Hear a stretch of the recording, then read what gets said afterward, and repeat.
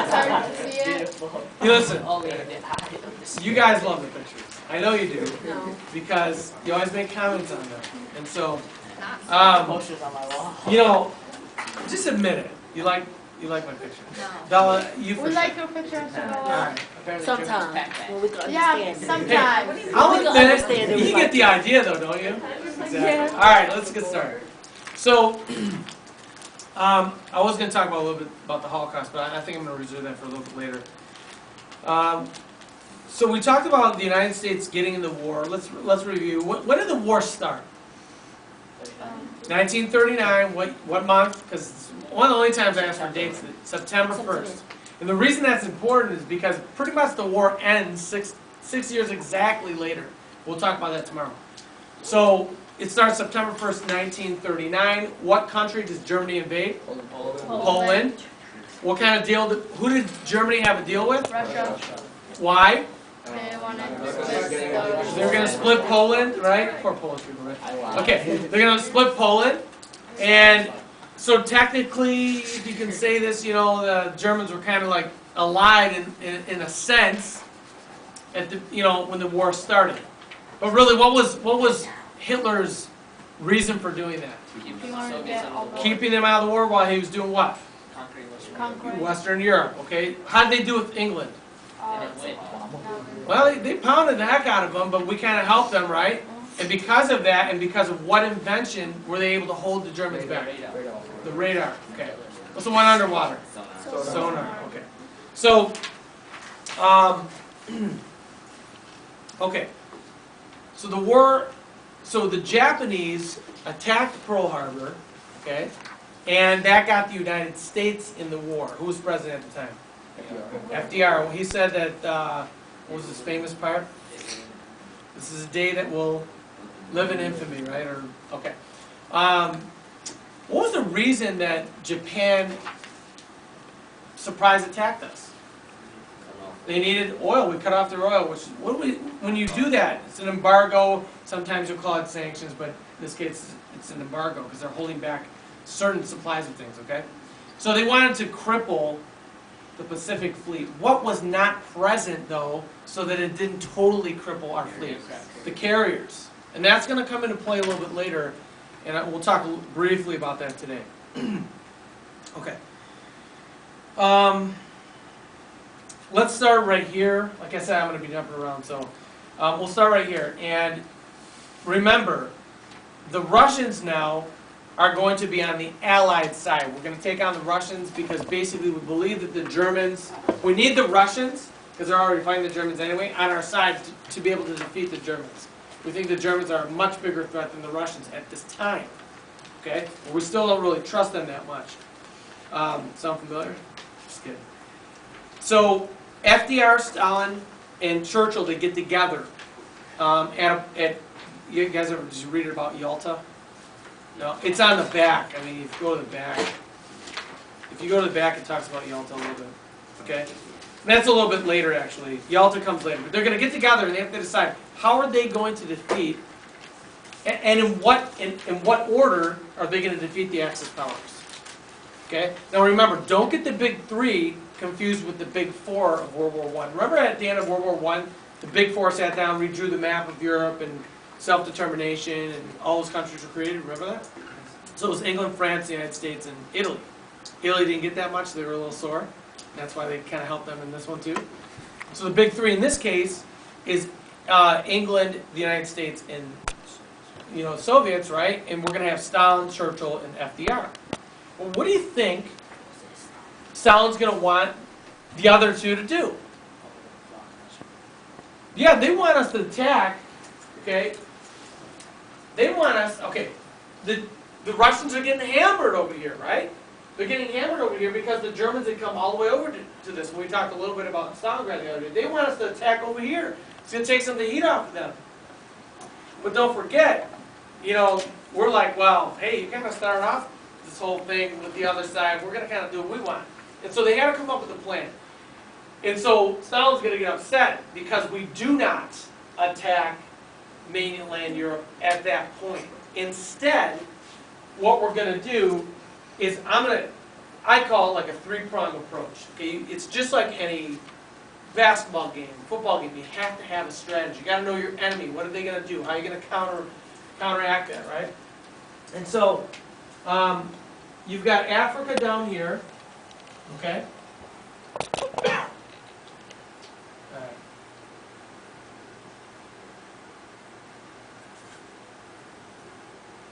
What's that? I don't really know. Come on, you know what that is. Yeah, that's Italy. It's Italy. What's that? The football. No, I'm just kidding. It's Better Sicily. with that It's first. Sicily. All right. What's this down here? It's No Mr. idea. Potato Head. I'm just kidding. What is that? That's Africa. You can recognize that, Where's the right? connection? All right. Yeah, where's So, the it's what? connection? What connection? The Suez Canal, you know that part. Oh, it's over here. It's right there. You just can't see it. Okay. And then, you've got the Black Sea and Drawing that to Israel. scale, guys. All right. Good enough. Greece is right there, too. You just can't see it. So, all right. We'll make Africa a little bit bigger like it is. So you've got, obviously, actually Portugal's over here, and Spain, France, Germany, whatever. And then you've got the Soviets over there.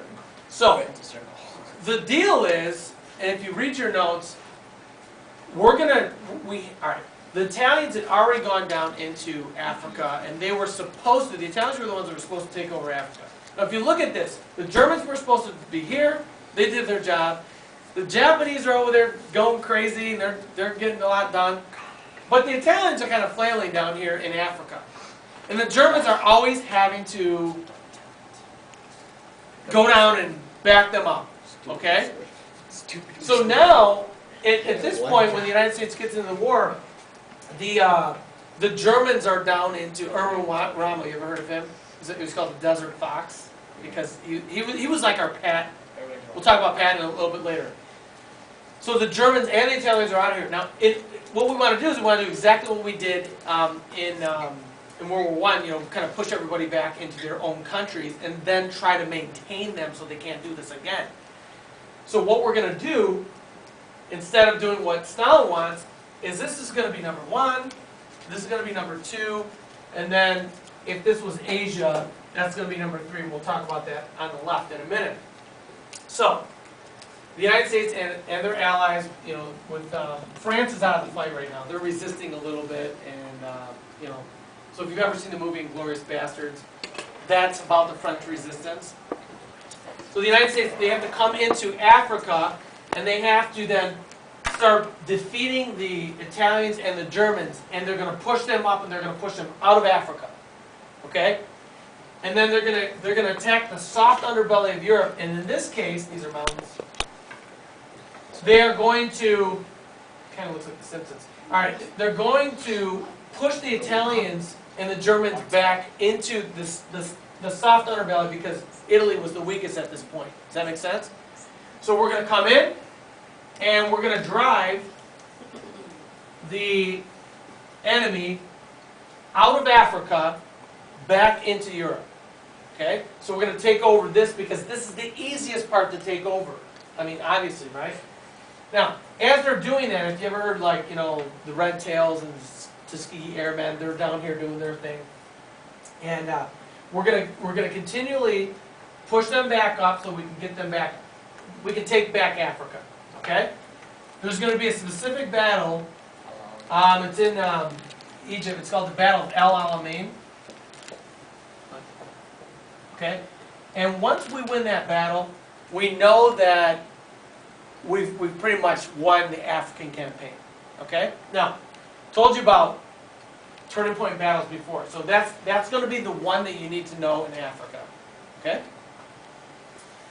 What was the one in Russia over here? Alright, Stalingrad, right?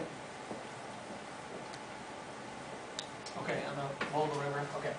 So, as we push up and out, okay, the Italians and the Germans are going to retreat to Sicily and to Italy and parts of Greece and stuff like that. And we're going to basically mount all of our people in Sicily so that we can eventually attack Italy. Okay? So, we push them back to Italy, and at this point, the king, so if you read on here, it says, Americans and British then capture Sicily. The Italian king overthrows Mussolini. Mussolini is killed. The Germans are still in Italy. The Germans don't want to give up anything. So whether Mussolini is out of the picture or not, the Germans are still entrenched in Italy themselves. Okay? So we got to kick the Germans out of Italy now. And ironically, some of the Italians were like welcoming the Americans because a lot of people didn't really agree with what was going on. The Italians themselves captured Mussolini and hung him in his own town square. Yeah. So at this point, the Italians are out of the game for the most part, but the Germans are not. They're occupying Italy, and they're going to stay there until we can kick them out, basically. Okay, and that's a pretty tough fight. All right. So, do you have any questions at this point? Okay. This is going on for a while, you know. Now, my notes, you know, like I said, aren't the best because it basically says, yeah, we did this battle, boom, the war's over. All right, so we're not going to go into too many details with battles and stuff like that. Like I said, I can lead you to some videos. But this number 2 is going to be taking back Europe. But who do we want to take back first? We want to take back France because we want France to fight for us. We need another partner. But they're being occupied right now. What was the bottom part of France called again? Vichy. Vichy? Okay, here's Spain. So the bottom part of France is technically, you know, it's puppet government of Germany. You know, we need to take back France and we can get these guys to help us fight the Germans. And they want to. Now, remember the Maginot Line? You guys remember that? Okay. So the Germans, they could never penetrate it. And they're like, wow, that's a really, really strong defensive border. We can't get through it. Why don't we recreate that, emulate that, and make it so that, because they know that, all right, look, this is a little bit closer than that. Not perfect, okay? They know that the Allies are going to attack up here. It's just common sense, okay? So this is the small area. If you look on the real map, you can see. They take the ideas from the Maginot Line, the French, and they create strongholds all along the beaches in northern France. The Germans do. They're going to make it very difficult for us to land on that part. But it's the most logical area because it's the shortest distance from England to France. Okay? So that's when the famous Normandy landing comes into play. Now, the Germans knew we were going to attack. I've read some things on this, and I'll show you. I'll tell you a little trivia. They know we're going to attack. They just don't know when. Okay, because we've been amassing troops like crazy over here. We're getting all the boats ready. I mean, they're using every boat possible. And the weather was bad, and so they didn't think that we were going to attack. So, but this is what we did. On the night that, the morning that we were going to attack, they sent over the lines, the paratroopers, okay? And they dropped them behind the lines. Now, these guys were getting hammered too. If you ever watch like parts of Band of Brothers, you can see this. I mean, it's crazy, okay? And they were supposed to basically drop in certain areas so that when the boats came across, okay, they would be able to push towards land this way, they would push this way, and then they could sandwich the Germans that were on the coast and they could take it over. And that's pretty much what happened. However, these guys, because of all the different planes that were being shot down and they didn't all get dropped where they were supposed to. So they were kind of like on their own for a while. 101st Airborne. All right. Now my dad was in that unit, but not in that landing. I'll tell you about him later. Okay. So I was watching this one documentary, and they were saying that Hitler said to the troops up here, he went on vacation, he went away for the weekend or something like that, and he says, do not disturb me for anything. And when the Americans and the Allies were attacking, the Germans were so afraid of Hitler that they did not tell him that the Allies were attacking because he said not to. And because of that, they didn't get reinforcements. That's the story. I don't know if it's true or not. So, this is called the Normandy invasion. largest amphibious assault ever in history. Thousands of boats came over, okay? And then they knew that they were going to lose about 50% of the men. Could you imagine? You're standing there, you're getting ready to get on a boat, and the guy next to you, one of you is going to survive, and the other isn't. I mean, can you imagine that? You know. So if you ever watch Saving Private Ryan, you'll see they're throwing up on the boat and stuff like that. I mean, it's lots of nerves, you know. So basically, they were like going to die. They had a 50-50 chance, yeah. And if they survived that, because you couldn't get out of the military until you had so many points. So if you watch Band of Brothers, you know what I'm talking about. They had to keep fighting until they got a certain number of points before they could go home, like on their tour. And you know, the odds just kept going up and up and up that you were not going to survive. I'm reading these books. I love these books. And I'll bring them in on Monday. And this guy named Don Burgett, who's part of the 101st Airborne, supposedly he's the only one out of his regiment that lived. Yeah. It was a lot of killing. Okay. So they get in here, and then once they're in,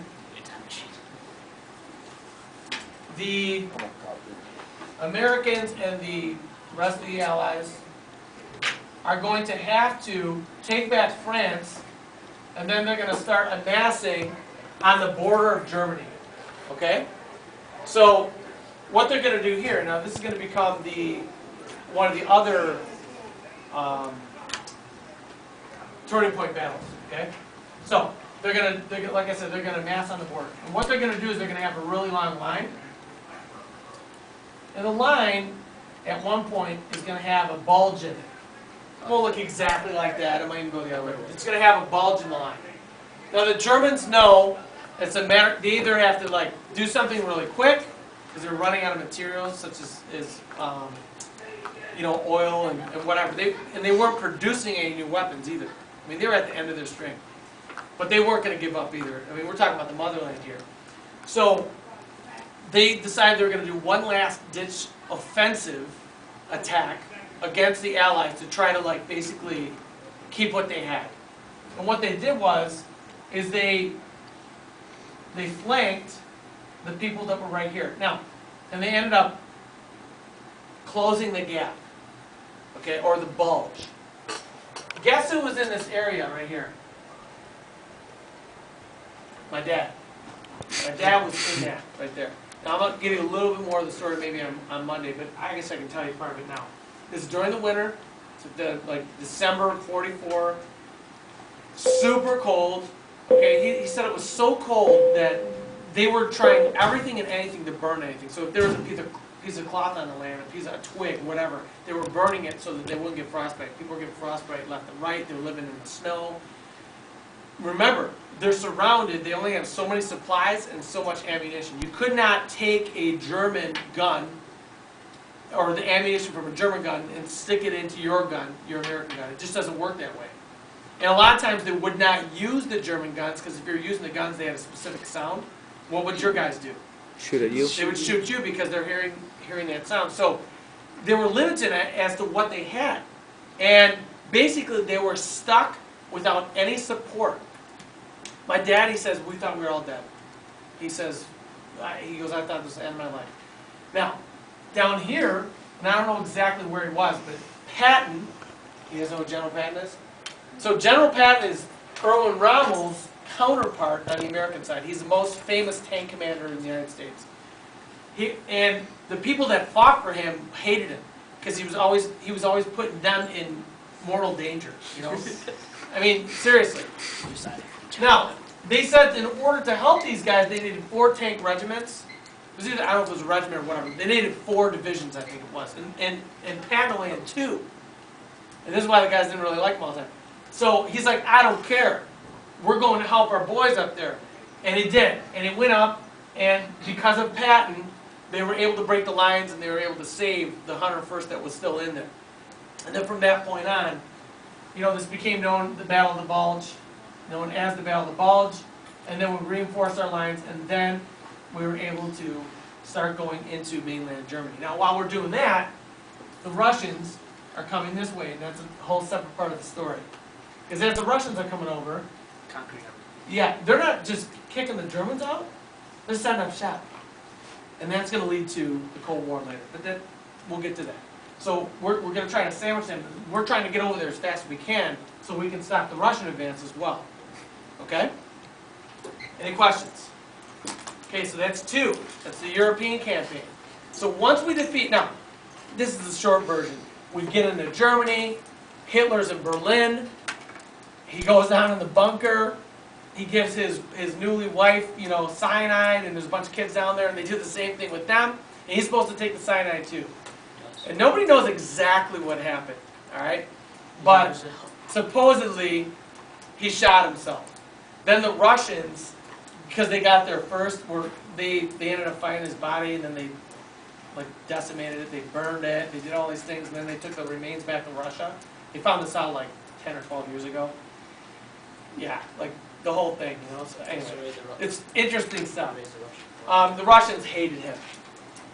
Anyway, so that's, you got the African campaign, you got the European campaign. Now what's going on? So once we defeated, we thought that Hitler was, at this point, more of a threat. And we just assumed that the Allies would help us defeat the Japanese, including the Russians. Well, they didn't. The other ones did. Now, let's go over here. And we'll talk about the Pacific campaign. What'd you guys say? All right, let's say Hawaii's over here. Okay, yeah, it's like halfway. That's, remember, that's supposed to be the United States. Okay, now, remember, the Japanese had taken over all these islands, thousands of islands. We have to take them back one by one. What do we know about the Japanese? Crazy. Well, they're kamikazes, right? Come on. They're not going to go home. If they go home, you know, and not giving their all in battle, which means basically to the last man, you know, they're seen as dishonorable. It's dishonorable. You know, the whole seppuku, remember? Okay. So, they're going to fight the last man. These guys were hard to kill. And they're entrenched in these islands. So, but we got to take them back. They're up here too by the, Alaska's up here, they're in the Aleutian Islands. I mean, they're all over the place. So what we have to do, it was called island hopping. We had to take each island one by one. And what we did was we would take it and we would set up an airstrip, bring in a bunch of supplies, and that would be the staging ground for the attack on the next island. So they did this all the way, okay, almost to Japan. Now, when we, also, actually let me refer to my notes here in a second, okay? You got the Philippines over here too, over here.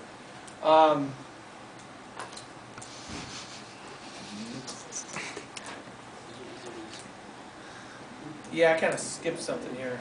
I should have, like, shoot. All right, I'll have to go back to a couple things, but since we're on this, I'll go ahead and finish. Okay. When did we take the Philippines? Do you remember?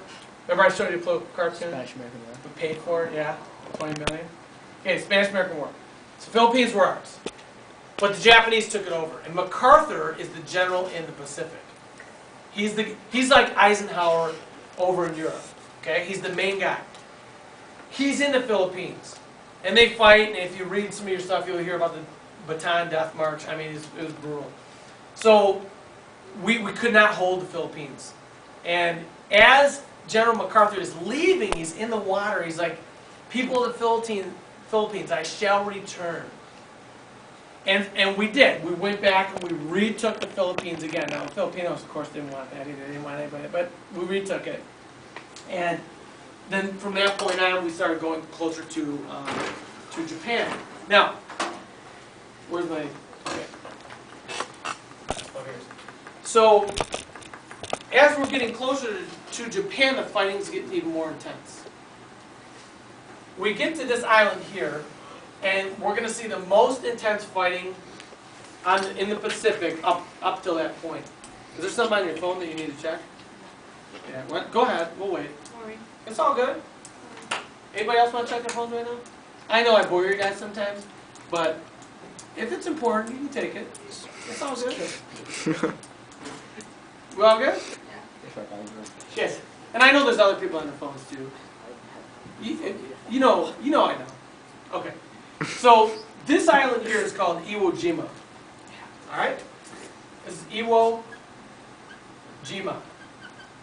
And this one's Okinawa. Okay?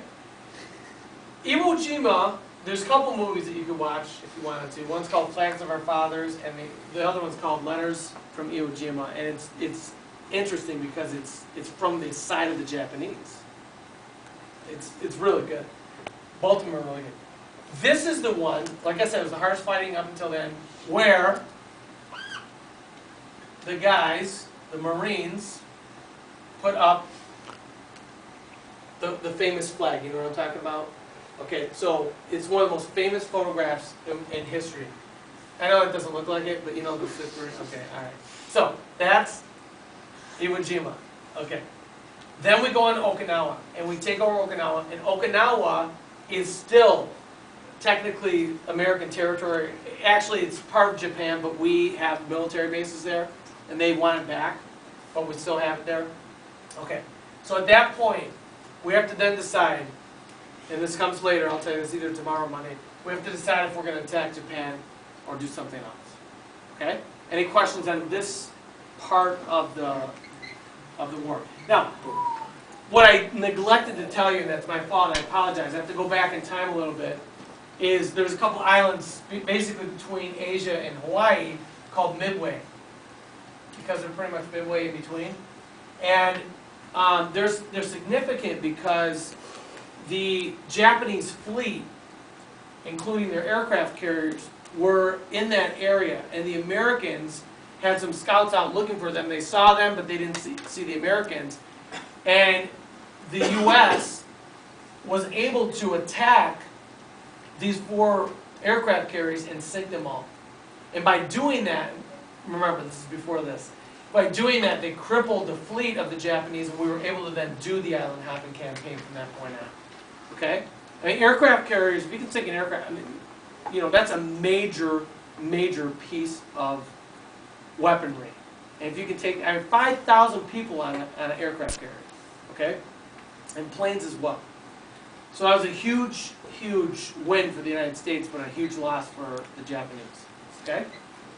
Before that, if you want to go back, you can talk about the Doolittle raid and stuff like that. But to me, it's not that important as far as AP, okay? If you go in your notes, I'm going to actually go back in time again, and we're going to talk about just some general things about the war and the United States. Because United States history, you have to know specific things from the U.S. What was going on with the United States? Because technically it's a world war, but the focus is on the United States. Neutrality acts. When did those come about? Were we in the war at that point? No. No, it was in the mid. What was going on in the United States? Great Depression. So right around 34, 35, these come out because the president wants to show the American people that we are what? Isolationists, right? Okay. And then as Germany and Japan, they're taking over all this stuff, there's going to be more pressure from who are going to become our allies for us to get into the war, but we don't have a good reason yet. Okay? But when we do get in with Pearl Harbor, we had been mobilizing a little bit. How did we get all these people, all the soldiers on our side? Same way in World War I. Selective what? Selective Service Act, which is formally known, or actually informally known as what? The draft. That's how my dad got into World War II. He was drafted. He was in the right age range. Average age of World War II was, I think, 19 to 26. Actually, it might have been even older than that. I'm saying the average range. If you watch Band of Brothers, Tom Hanks is like 30 or something like that, or he's older, you know, in the movie. Also, what else is going on in the United States during this time period? Well, the fact that the Japanese had attacked us, we saw Japanese people as the enemy. Even if they were born in the United States and were citizens. So the president created an executive order. It's kind of like one of these things the president, one of his powers that he can do, he can just like create something and it can get done. And it was called, I don't remember the exact number, but it was an executive order to basically take Japanese Americans out of their homes and businesses, mostly in California, move them to the middle of the United States, and put them in camps to keep them protected from the other Americans that hate them. Okay? How is that contradictory? Because Hitler was kind of, and now we didn't kill them, but if they tried to escape, they would have, you know?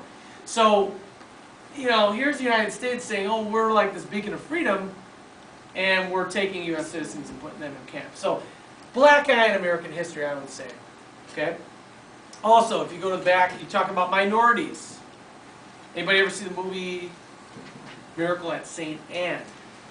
Really good movie to show you how African Americans fighting in the war were discriminated against. It's in the Italian campaign.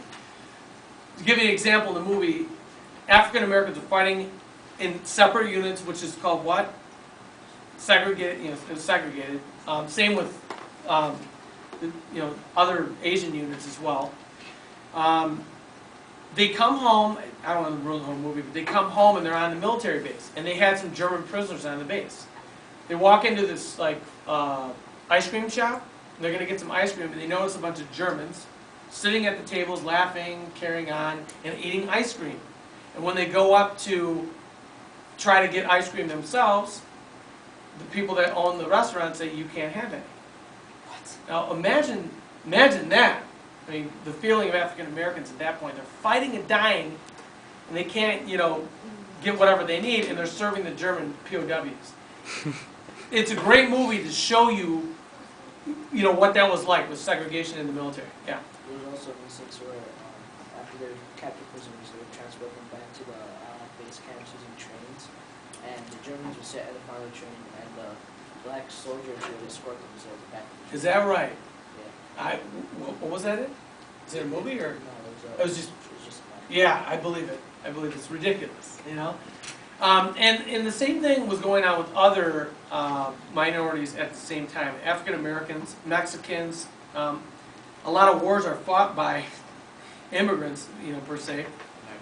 They also had these. They had Nisei battalions. These were Japanese fighting units. Some of these units have the most decorations of all of the units in the war. They fought valiantly, but when they got home, they were discriminated against.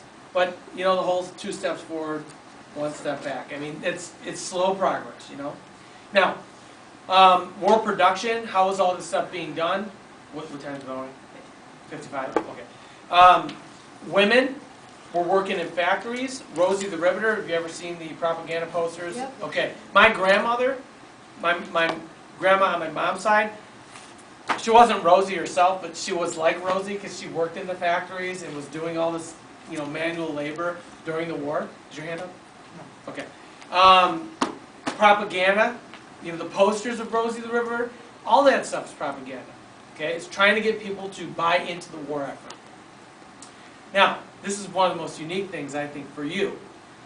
Tank and airplane production, Warren in Detroit. Did you know that Hitler, when he eventually got to the United States, you know where he was going to attack first? Detroit and Warren. Yeah. You know why? Because they retrofitted all the automotive plants, and they were making all kinds of different airplanes. The tank plant, the main tank plant for the war was right over there, you guys. You know where Martin and Van Dyke is? Yeah. Well, now the buildings are different, but that big building in the back used to be the tank plant. That's where they used to make all the tanks.